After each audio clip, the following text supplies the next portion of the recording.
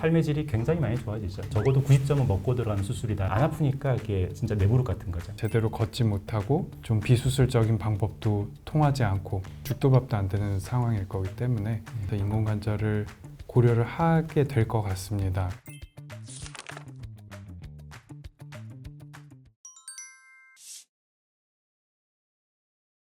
인공관절은 기본적으로 우리가 뛰고 이러는 거는 사실은 좀 위험하거든요. 수술을 한 이후에 그냥 걸어 다니고 이런 활동들은 무리가 없지만 고강도 활동하기는 좀 어렵고, 그런데 이제 나이가 비교적 젊으신 분들 50대 초중반 이런 분들도 관절염 심한 분들 꽤 많거든요. 그런 분들은 인공관절을 했다 그러면 삶의 패턴이 너무 많이 바뀌게 될 거잖아요. 그래서 그럴 경우에는 가급적 내 관절을 이제 지키는 자기 관절 보존 치료를 더 추천을 드리는데, 대표적인 게 이제 근위경골 절골술, 우리가 일명 이제 휜다리 교정술이라고 하는데요.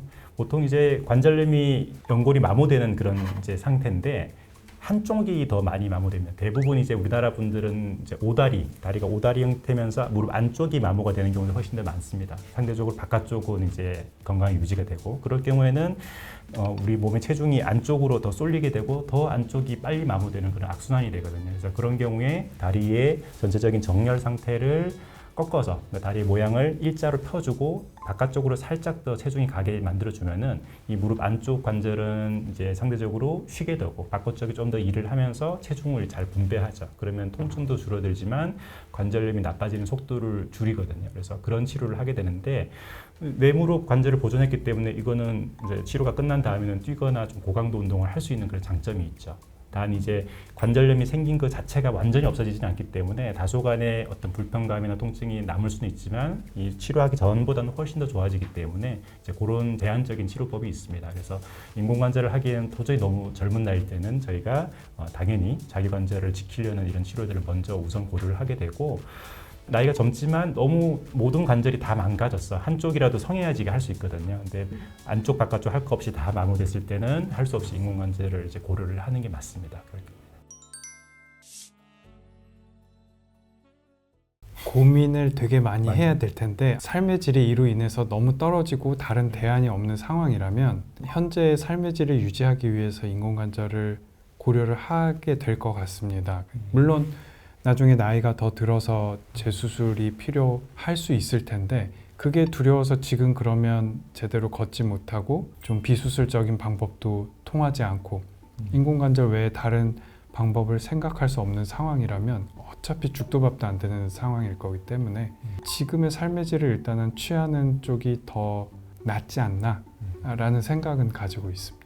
그 인공관절 재치환술이라고 그러죠. 인공관절 재수술이 사실은 처음 수술하는 것 대비는 보통 한 3배 정도였던 이제 강도라고 보통 얘기를 해요. 왜냐하면은 인공관절을 이렇게 뼈에 붙였다가 떼야 되기 때문에 거기에 뼈가 조금 딸려 나가거든요. 그래서 뼈 골 소실이 좀 생기고, 기계도 이렇게 이런 기계가 아니라 조금 더 긴 기계, 특수한 기계를 쓰고 이런 게들이 하는데 출혈도 더 많고 출혈도 많고 수술 시간 더 걸리고, 그럼에도 불구하고 이게 다 기술이나 이게 다 개발이 돼 있고 실질적으로 많이 하고 있는 치료거든요. 그게 뭐 어떤 희귀병이라서 못하거나 이런 게 아니기 때문에 둘 중에서 이제 선택을 하라 그러면 말씀하신 대로 빨리 치료하고 또 10년이 될 수도 있고 20년이 될 수 있고 또 30년이 될지 몰라요. 그게 인공관절 수명이라는 게 딱 타이머처럼 돌아가는 게 아니라 개인마다 이렇게 더 오래 쓰시는 분도 있고 적게 쓰는 분도 있기 때문에 일단은 해놓고 잘 쓰시다가 그 나중에 문제가 생겼을 때는 또 10년, 20년 후잖아요. 그때 또 기술이 또 달라지지 않았겠어요. 그래서 그런 식으로 하는 게 더 맞지 않나 싶어요.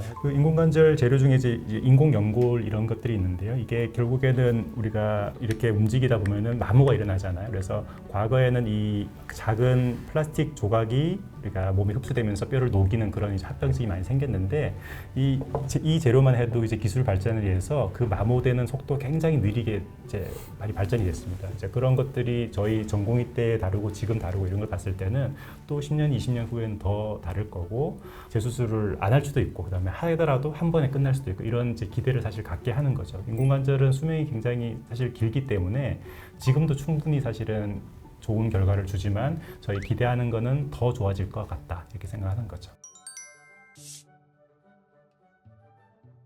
그 무릎 인공 관절을 하고 나서 이제 측정을 하잖아요. 근데 이제 의사들이 주로 보는 건 엑스레이 찍어서 각도도 좋고 예쁘게 잘 됐습니다. 이거를 주로 이제 보게 되죠. 왜냐면 객관적 자료니까.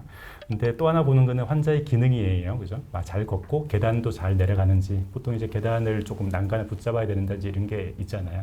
또 하나 더 요즘 개념이 나가서 내가 수술한 거를 까먹을 수 있느냐까지 보는 경우도 있어요. 나 수술 받았나? 왜냐 살다 보면 안 아프니까 이게 진짜 내 무릎 같은 거죠. 그러니까 그거를 어떻게 보면 좀 궁극적인 우리의 목표라고 할 수 있는데, 완전히 내가 수술을 한 거를 까먹을 정도까지 결과가 좋을 수도 있지만 대부분의 경우는 조금 그래도 특정 순간에는 좀 불편하다, 내 무릎 같지 않다 이런 느낌을 가지는 경우는 있는데, 그래도 이 인공관절이 가장 큰 이제 장점이라고 하면은 내가 가장 중요한 보행 있잖아요. 걸을 때 디딜 때마다 느끼던 그 통증이 사라지는 거거든요. 우리가 결국 수술하게 되는 제일 큰 이유는 한 걸음 한 걸음 내딜 때마다 통증이 오니까 그게 너무 고통스러운 거거든요. 근데 그거가 없어지기 때문에 그거는 이제 가장 큰 만족이 되는 거고, 삶의 질이 굉장히 많이 좋아지죠. 그래서 우리가 보통 얘기할 때는 이 수술은 적어도 90점은 먹고 들어가는 수술이다라고 보통 얘기하는 게 그만큼 결과가 좋고 또 오랜 기간 증명이 돼 있고, 보통 수치로 말씀드리면 80대 후반에서 90% 초반까지 만족한다라고 응답을 하신다고 이제 논문 같은 데 보면 되어 있어요. 그래서 실제로 저희가 외래에서 만날 때도 이게 저희 직업이 사실 만족도가 높은 게 보통 웃으면서 이제 환자분이 오시니까 되게 기쁘죠. 그래서 생각보다 인공관절 수술을 하고 외래에서 경과관찰을 하는 횟수도 다른 뭐 골절이라든지 뭐 어깨나 팔꿈치 이런 수술들에 비해서 횟수도 훨씬 적은 편이기는 합니다. 띄엄띄엄 봐도 된다는 거죠. 띄엄띄엄.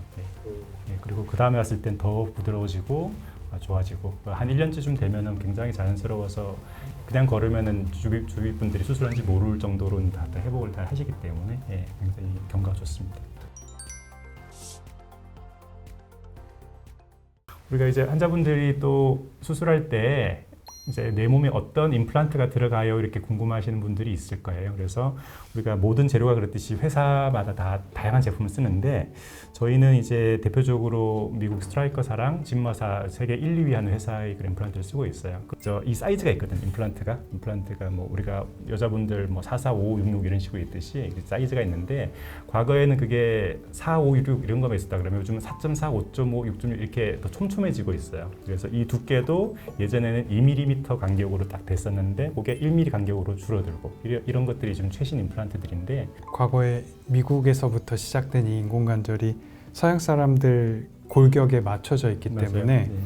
크기의 이 단계도 확 변하는 그런 게 있는데, 우리나라는 아무래도 여성분들이 좀 더 많고 여성분들은 아시겠지만 뼈가 훨씬 더 좀 작고, 그럼 서양인들의 체구에 비해서는 굉장히 좀 작은 축에 속하는데, 또 거기서 이 사이즈의 차이가 있는데 그거를 이제 구현해내기 시작한 게 그렇게 오래되지 않았거든요.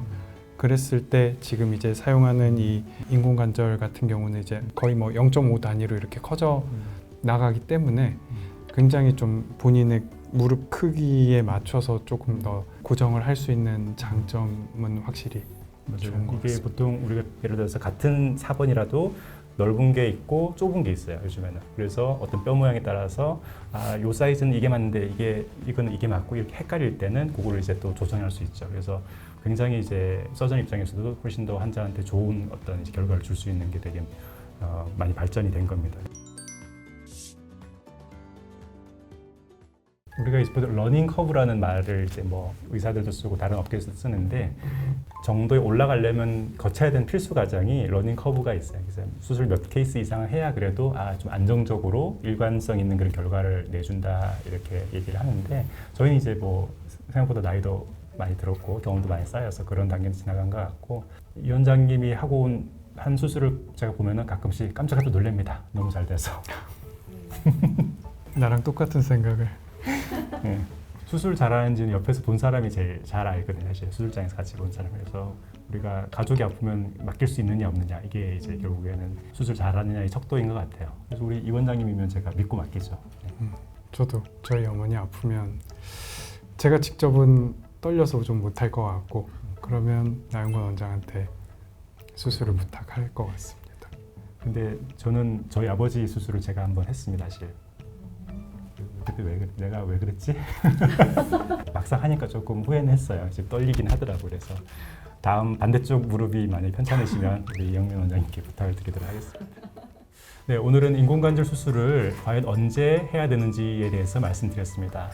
수술이라는 게 누구에게나 두려운 건 사실인데요. 그렇지만 너무 통증이 심하고 관절염이 진행된 상태에서는 그 수술을 피할 수 없는 경우가 많습니다. 그럴 경우에는 너무 두려워하시지 마시고 전문가분과 잘 상의하셔서 결정하시면 좋을 것 같습니다.